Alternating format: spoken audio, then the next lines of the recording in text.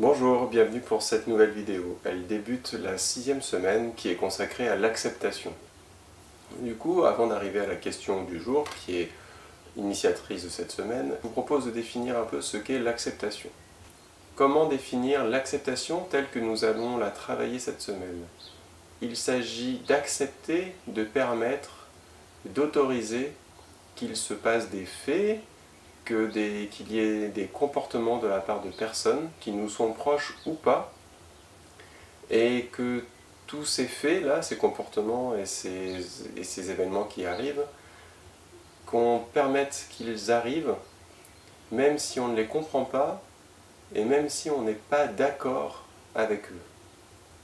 Du coup, la question aujourd'hui est, est-ce que je suis capable d'accepter cela, y compris de la part de mes proches?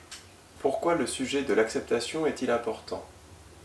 Il l'est car accepter que des choses puissent se passer hors de notre contrôle et se passer différemment de ce que l'on aimerait ou de ce que l'on pense être le mieux, ça donne la liberté aux autres de penser et d'agir différemment de nous, donc d'être vraiment libre.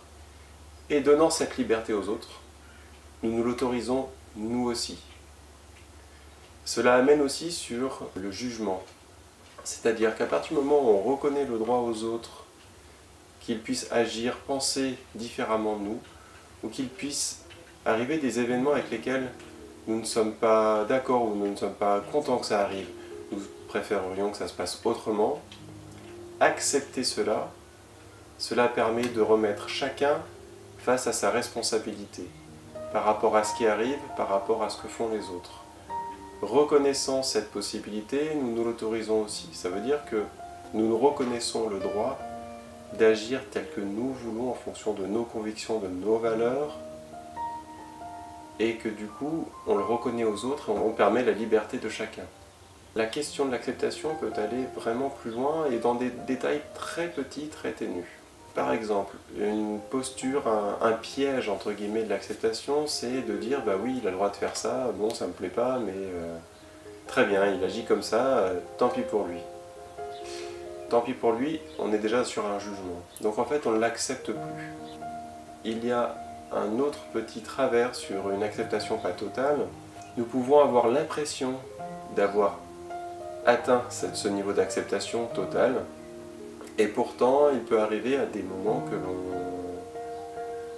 nous parlions d'une autre personne et que nous disions « Ah, mais cette personne, je ne comprends pas pourquoi elle s'entête à faire ça, elle devrait plutôt faire comme si ce serait beaucoup mieux et c'est exactement ce qu'il lui faut. » Quand il y a un espèce de ressentiment, une force dans ces propos, on peut pratiquement être sûr qu'en fait il n'y a pas d'acceptation. Ayant ce discours, on se place quelque part au-dessus de la personne. C'est un peu présomptueux, on sait ce qui est bien pour elle.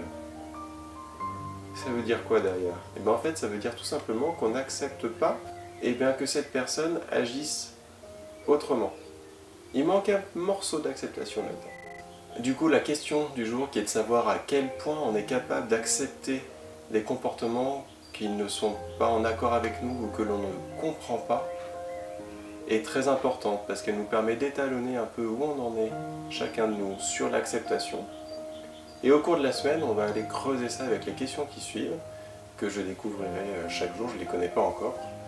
Et on va pouvoir aller voir travailler ça pour augmenter notre acceptation, ce qui nous permettra de donner plus de liberté aux autres et d'en recevoir plus en retour et d'être mieux avec nous-mêmes ainsi qu'avec les autres. Je vous souhaite une très belle journée, je vous remercie d'avoir regardé la vidéo, et si ce n'est pas déjà fait, abonnez-vous. À bientôt.